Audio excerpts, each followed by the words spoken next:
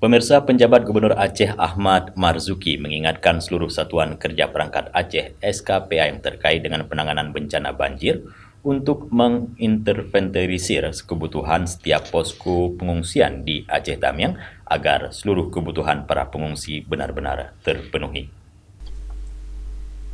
PJ Gubernur Aceh Ahmad Marzuki didampingi Kalak BPBA Ilyas dan Karu Umum Sedda Aceh T. Adi Dharma meninjau titik lokasi bencana banjir Aceh Tamiang dan memastikan kelancaran akses pengangkutan logistik.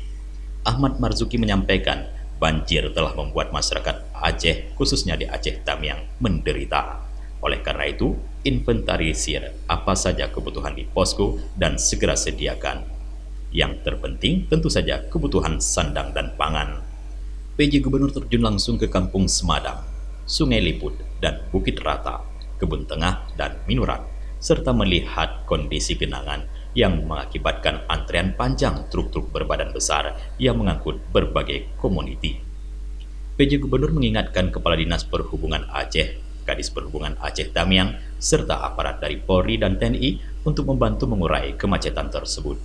Dirinya meminta Disub Aceh dan Aceh Tamiang serta teman-teman Polri dan TNI mencari formulasi yang tepat untuk mengurai kemacetan dengan melakukan rekayasa lalu lintas dengan prioritas truk pengangkut logistik seperti sayur mayur dan kebutuhan pokok lainnya.